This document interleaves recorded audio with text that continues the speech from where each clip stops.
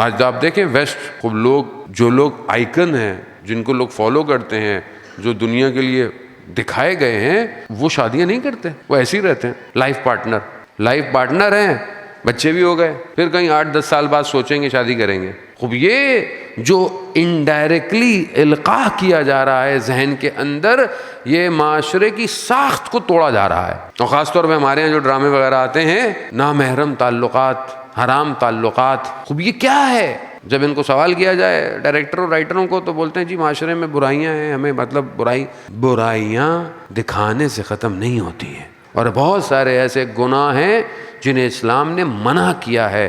اجتماع میں بیان نہیں کرو. میں آپ کے سامنے روایات ہیں، خاتون مولا امیر کی خدمت میں آتی ہے کہ مجھ سے یہ گناہ ہو گیا، مولا کہتے نہیں جاؤ جاؤ خدا معاف کرے گا، جاؤ. پھر آ گئی، کہا نہیں مجھ سے یہ گناہ سرزد ہو گیا، مولا کہہ رہے ہیں جاؤ خدا معاف کرے گا، کسی سے مت کرو اس کا ذکر. تیسری دفعہ حجت تمام ہو گئی تھی، پھر مولا نے حد جاری کرنی تھی. اسلام کیوں بہت سارے گناہوں کے لیے کہہ رہا ہے کہ گواہ چاہیے؟ بل عقل گوارا نہیں کرتی کہ بعض اوقات ایسے گناہوں کے لیے اتنے گواہ کہاں سے لائیں گے؟ اسلام چھپانا چاہ رہا ہے. خدا ستار ہے، خدا چاہتا ہے کہ گناہوں پہ پردہ ڈالے.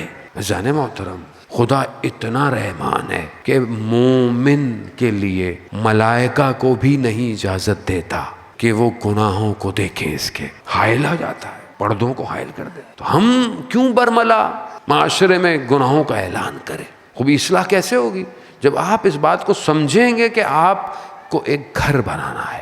گھر در و دیوار سے نہیں بنتا، گھر افراد سے بنتا ہے. افراد کیسے ہیں؟ آج ہمارے گھروں میں افراد کیسے ہیں؟ ماں باپ کا آپس میں رویہ کیسا ہے؟ ماں باپ کا اپنے بہن بھائیوں کے ساتھ رویہ، ماں باپ کا اپنے والدین کے ساتھ رویہ.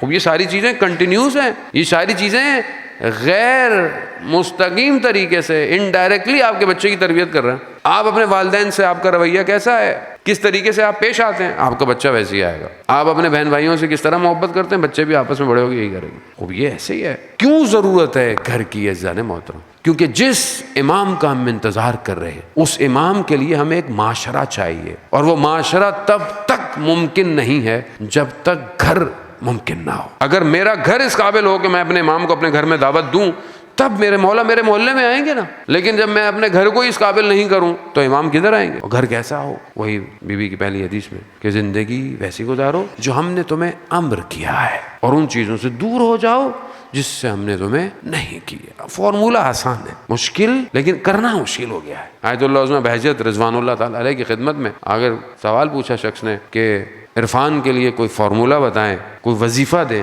کوئی ریاضت دیں، تو انہوں نے کہا کہ جو حلال ہے اس کو انجام کرو، جو حرام ہے اسے چھوڑ دو. کہا بس یہی کر لو، بڑی بات ہے. اور آج کل کے دور کے اندر حلال انجام دینا اور حرام اتنا مل گیا ہے حلال میں کہ پتہ ہی نہیں چلتا. بہت ساری چیزیں معاشرے میں عادی ہو گئی ہیں. گناہ یہ خاص طور پہ موبائل کے چکر میں پتہ ہی نہیں چلتا انسان کہ کہاں نامحرم کو دیکھ رہا ہے، حرام دیکھ رہا ہے، حرام سن رہا ہے، حرام باتیں کر رہا ہے، حرام رابطے کر رہا ہے، پتہ ہی نہیں ہے. اتنا مکس ہو گیا ہے. خاندان کے اندر آپ دیکھیں محرم نامحرم کا کانسیپٹ ہے ہی نہیں. حجاب بے حجابی، 9 سال کی عمر میں بچی جو ہے وہ بالغ ہے، اس کے اوپر احکام شریعہ ہے. اگر وہ بال کھلے ہو کر اپنے کزنوں کے سامنے آ رہی ہے، حرام کر رہی ہے، وہ کس کے گردن پہ آئے گا؟ ماں باپ کی تربیت. بچی کو کون سکھائے گا؟ ماں باپ سکھائیں گے. آپ کو اسی لیے معاملہ عزیزان محترم اگر ان کی شفاعت چاہیے تو معاملہ آسان نہیں ہے، سختی ہے، لیکن پھر دنیا میں بھی آسانی ہے اور آخرت میں بھی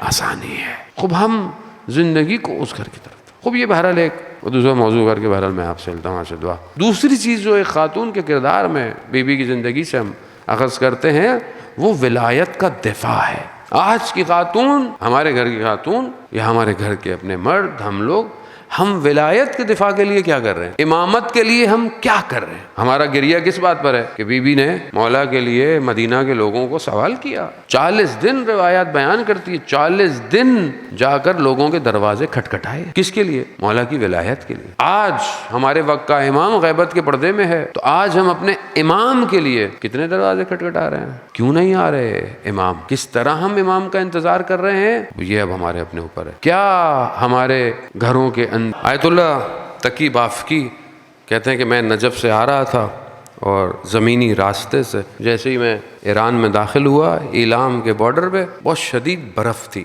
اور شام بھی ہو گئی تھی اور راستہ بھی پہاڑی ہے، گردان ہے اس کے اندر. کہا کہ شام تھی، برف تھی، تو میں نے دیکھا کہ یہ رات کو یہ سفر طے کرنا خطرناک ہے. تو میں نے ایک جگہ دیکھا کہ قہوہ خانہ تھا، تو میں نے کہا میں یہاں رات گزار لیتا ہوں اور پھر صبح نکلوں گا. لیکن جیسے ہی میں رات وہ اندر گیا قہوہ خانے میں، تو میں نے دیکھا اوباش قسم کے لوگ بیٹھے ہوئے مستیوں میں اور قمار میں مصروف تھے. اب میں نے کہا کہ میں ان کو امر بالمعروف کہوں کہ جو ان کے اوپر اثر نہیں کرے گا، اور دوسرا میں اگر ان کے پاس بیٹھ کر ان کو دیکھتا رہوں تو یہ میرے لیے گوارا نہیں ہے. تو ایسے میں نے دیکھا کہ مجھے باہر سے آواز آئی کہ سید ادھر آؤ. تو ایک شخص درخت کے نیچے بیٹھا ہوا تھا. کہا کہ ادھر آؤ، وہ جگہ تمہارے لیے نہیں ہے. کہتے میں ان کے پاس بیٹھ گیا اور بیٹھا رہا. نہ درخت کے نیچے مجھے سردی کا احساس ہوا، نہ مجھے برف کا احساس ہوا. صبح ہوئی، نماز پڑھی اس سید کے ساتھ جس نے مجھے بلایا تھا، اور پھر اس کے بعد جب روشنی نکلنے کہا کہ اب سفر شروع کرتے ہیں. کچھ راستہ میں چلا تو مجھے احساس ہو گیا کہ یہ کوئی اور نہیں، وقت کے امام ہیں.